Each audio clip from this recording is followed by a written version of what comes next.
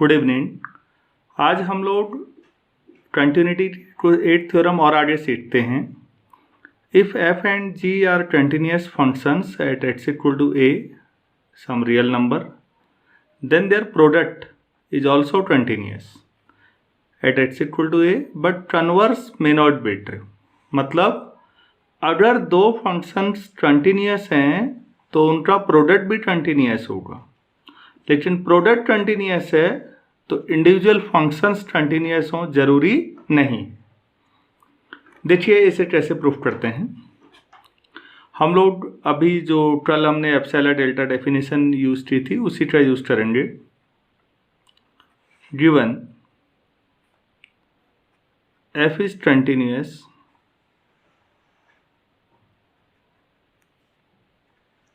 at x equal to a, this implies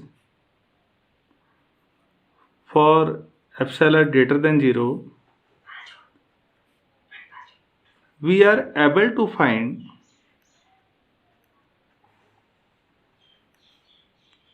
delta 1 greater than 0 such that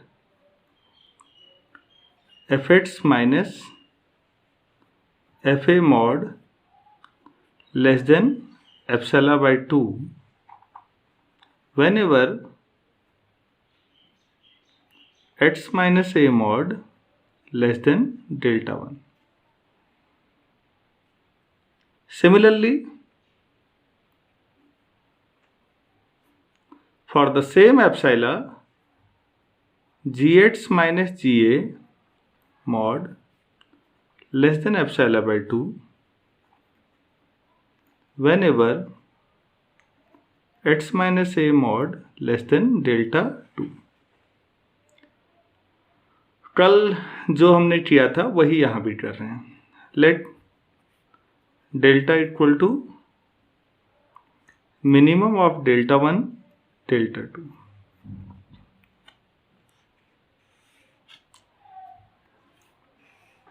So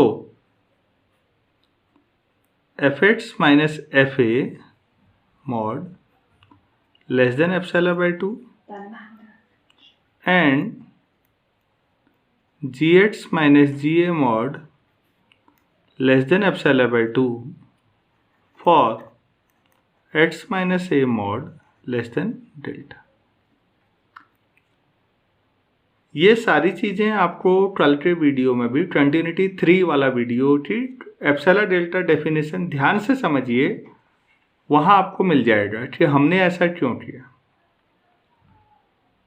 अब आप ये देखिए, हमें प्रोडक्ट को कंटिन्यूस दिखाना है, हम ये निकालते हैं। Now fx into G x minus F A into G. आप इसे देखिए, क्या हम इसे ऐसे लिख सकते हैं fx g x minus F a g x plus f a g x minus F a g ए।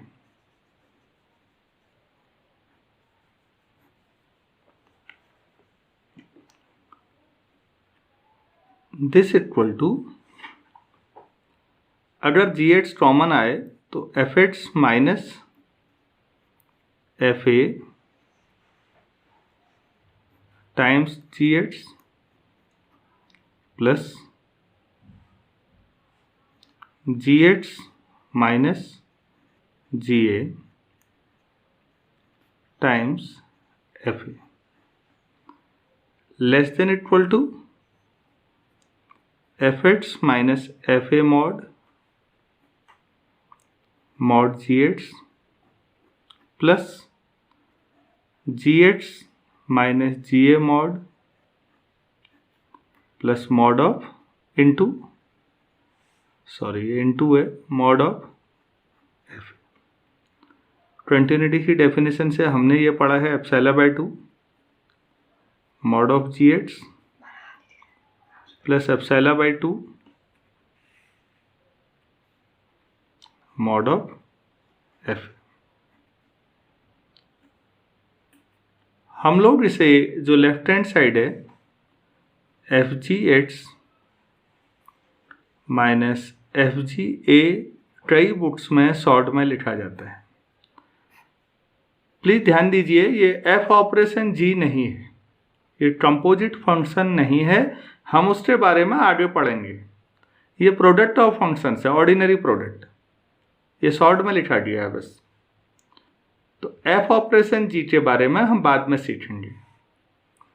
अब देखिए जी एट्स मॉड को कैसे लिख सकते हैं। हम इसे जी at x minus ji A plus जी ए लिख सकते हैं, और फिर अगर इनइक्वलिटी लगाएं तो G at x minus ji A plus mod of G A less than epsilon by 2 plus mod of G. तो मॉड ऑफ जी एट्स से बड़ी क्वांटिटी ये है। अगर हम इसे इक्वेशन 1 में रखते हैं तो F G at x minus F G A mod less than epsilon by 2 bracket में इससे बड़ा expression epsilon by 2 plus mod of G A plus epsilon by 2 mod of F A.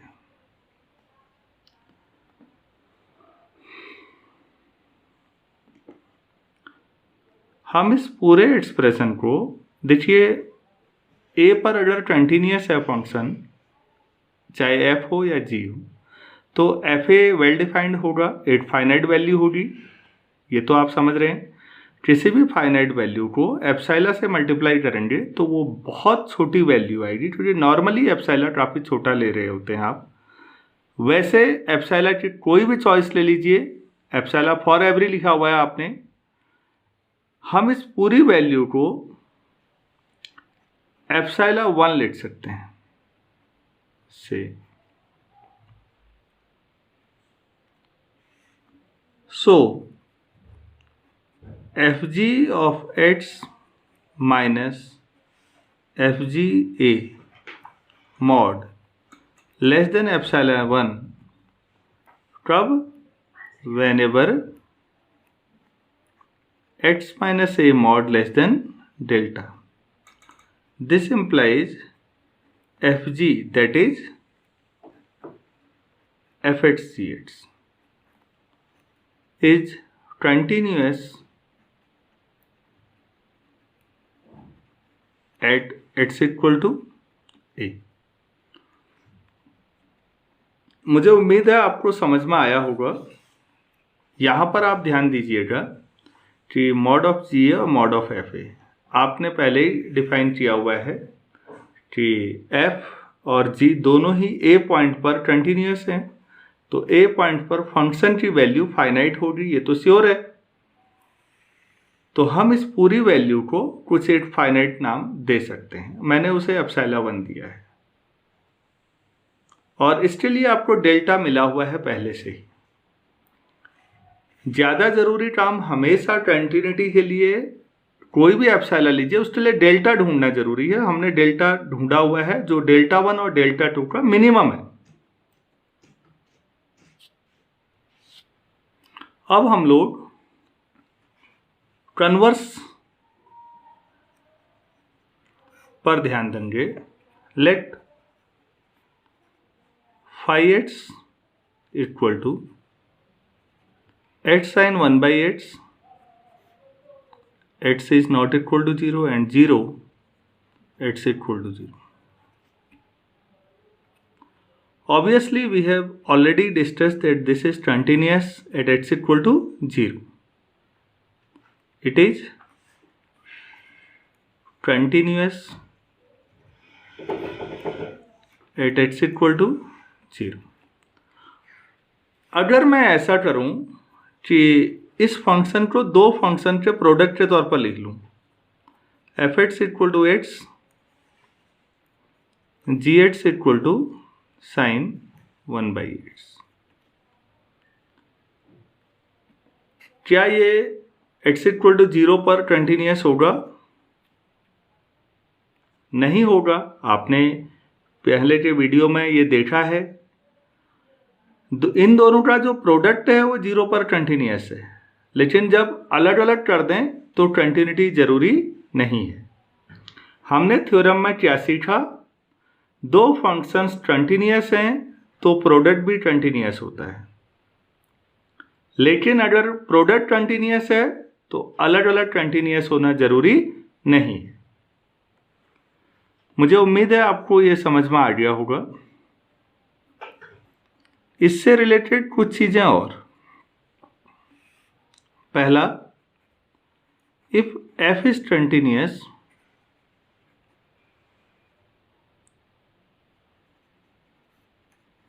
at x equal to a,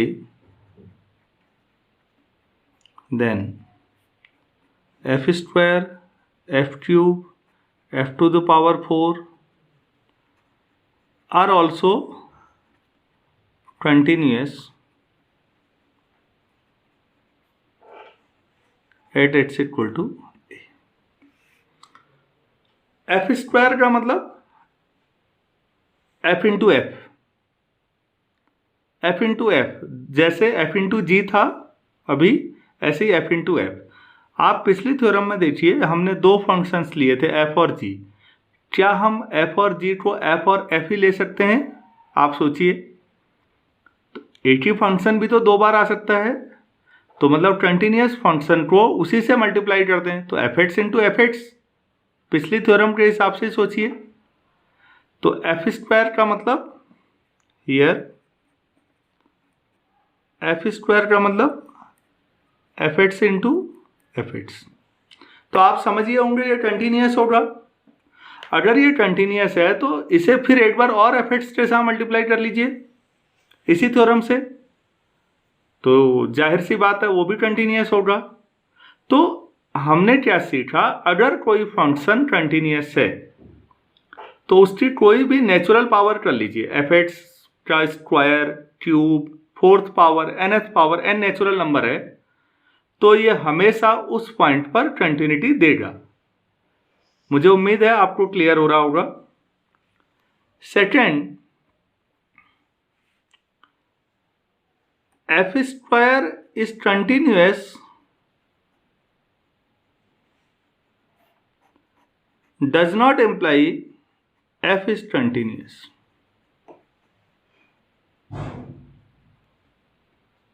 आप सोचें कि under root ले लेते हैं, जैसे हम स्क्वायर क्यूब कर रहे थे कि f इंटू एफ दो बार लिया है, एक बार अंडर रूट कर लें तो एक ही आएगा f। क्या ऐसा हो सकता है? फिर आप देखिए, जो हमने अभी एग्जाम्पल देखा है उसमें दो फंक्शंस का प्रोडक्ट कंटिन्यूअस आ रहा है। क्या सिंगल फंक्शन कंटिन्यूअस आ रहा था? ये हिंट समझ में आ रहा है। इन दोनों का प्रोडक्ट कंटिन्यूअस है 0 पर। क्या एक पार्ट कंटिन्यूअस है? नहीं है। ऐसी सिचुएशन सोचिए जहां दोनों पार्ट एक ही होते, f और f दो बार। एफ स्क्वायर कंटिन्यूअस है तो उसकी हायर पावर तो कंटिन्यूअस होंगी,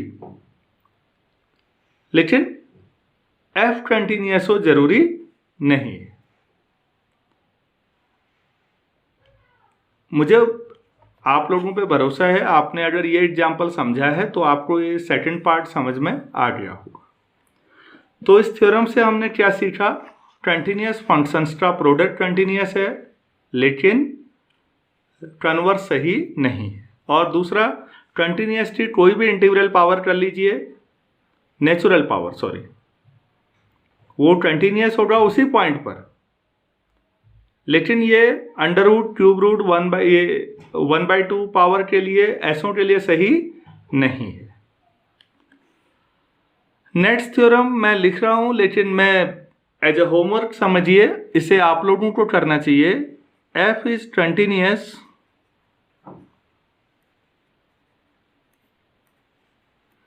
eight x equal to a belongs to R such that continuous है। इसका मतलब x tending to a, f x की वैल्यू एफ ए होगी और मान लीजिए कि 0 नहीं है, वैल्यू 0 नहीं है, then 1/f is also continuous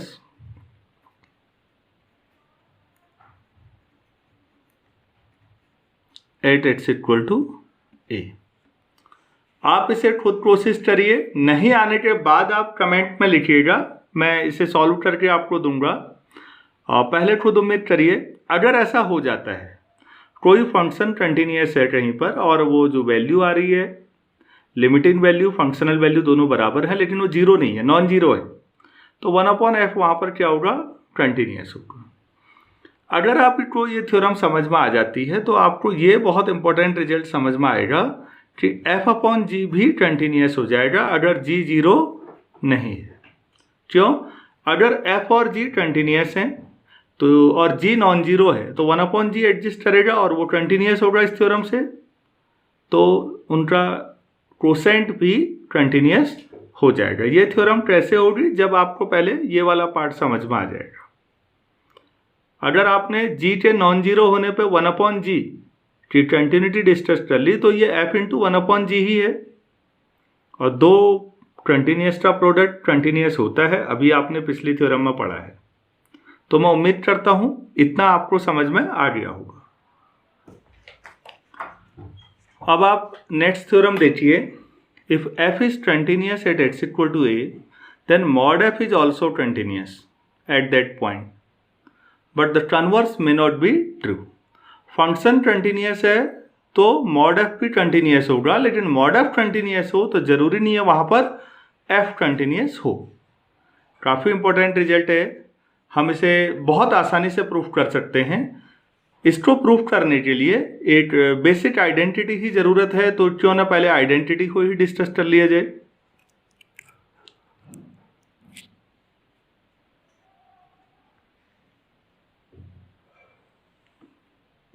हम लोगों ने ये पढ़ा है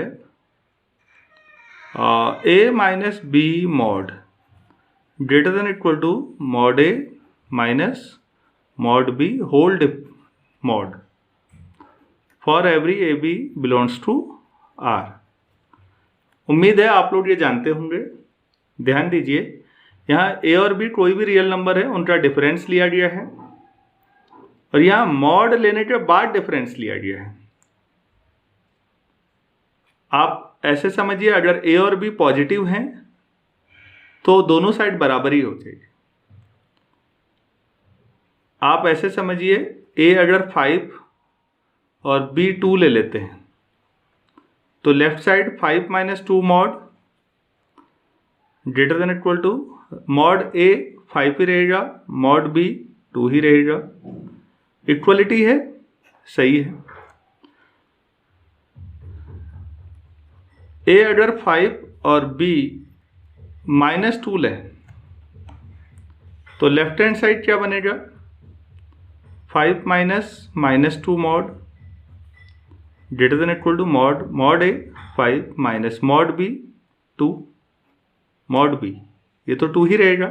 आप देखिए लेफ्ट हैंड साइड बड़ा बन जाएगा, 7 ग्रेटर देन इक्वल टू 3, जो कि सही है। ग्रेटर देन और इक्वल टू है, इसका मतलब दो में से कोई एक कंडीशन होनी सही है।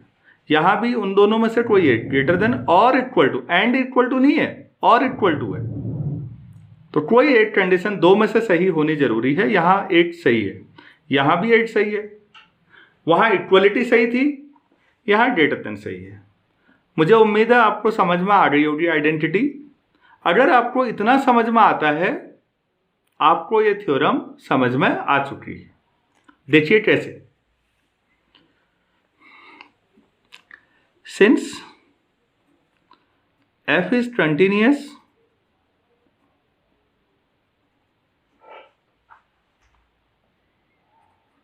at x equal to a, so for every epsilon greater than 0 we are able to get, यही तो सफलता है कि हमें क्या मिल जाना चाहिए, delta, such that fx minus fa mod less than epsilon whenever x minus a mod less than delta. Now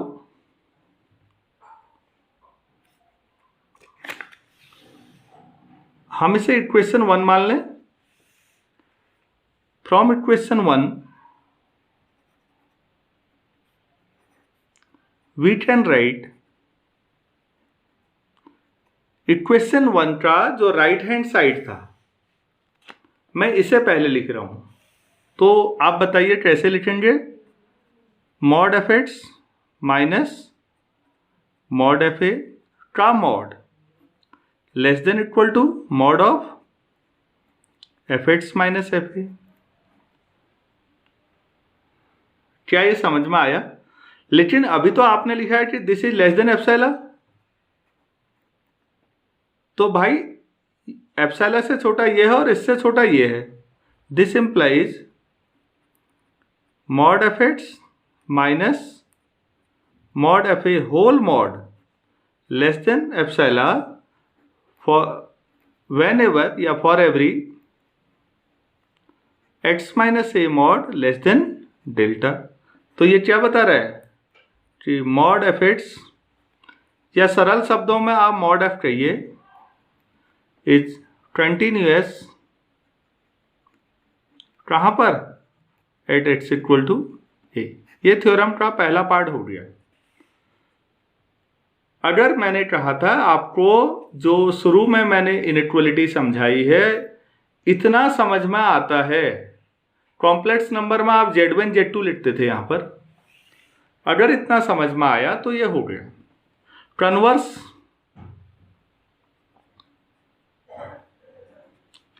मान लेते हैं कि जो एफ एक्स है 1 जब x greater than equal to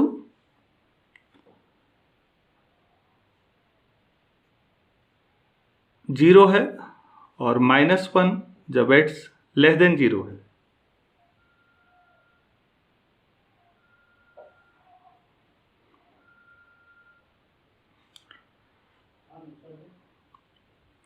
आप देखिए f0, ये फंक्शन आप अगर बेसिक ग्राफ जानते हैं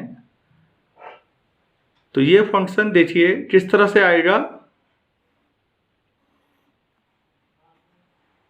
0 या उससे ऊपर ये आएगा, सपोज ये 1 है और यहाँ अगर -1 करें तो ये ऐसे आएगा। प्लीज ध्यान दीजिए, नेगेटिव एक्स के लिए ओरिजिन से लेफ्ट में तो एक्स नेगेटिव होता है ना, तो फंक्शन -1 है, और पॉजिटिव के लिए ओरिजिन के राइट हैंड साइड में फंक्शन +1 है। तो ये जंप डिस्कंटिन्यूटी भी है, मतलब 0 पर फंक्शन डिस्कंटिन्यूअस है। क्या ये समझ में आया? Left hand limit -1, right hand limit +1 और f0 भी +1। लेकिन अगर आप मॉड f करेंगे, मॉड एफ एक्स क्या लिखेंगे, तो ये हर जगह पर क्या आ जाएगा? 1 फॉर एवरी एक्स। अब बताइए, ये कांस्टेंट फंक्शन है, मॉड अगर कंटिन्यूअस है, कांस्टेंट है तो कंटिन्यूअस है, मॉड अगर कंटिन्यूअस है तो एफ कंटिन्यूअस नहीं है। मॉड अगर कंटिन्यूअस है, मॉड एफ, हमारा थ्योरम का स्टेटमेंट ध्यान से देखिए, एफ के कंटिन्यूअस होने पर मॉड एफ कंटिन्यूअस है, वो इन जनरल रूल है, हमने थ्योरम से प्रूव किया। Converse may not be true, हमें एक एग्जांपल सफिशिएंट है देना। मैंने एक एग्जांपल आपको दिया है जिसमें मॉड एफ तो कंटिन्यूअस है, कांस्टेंट फंक्शन है, लेकिन एफ कंटिन्यूअस नहीं है। उम्मीद है आपको ये थ्योरम समझ में आई होगी।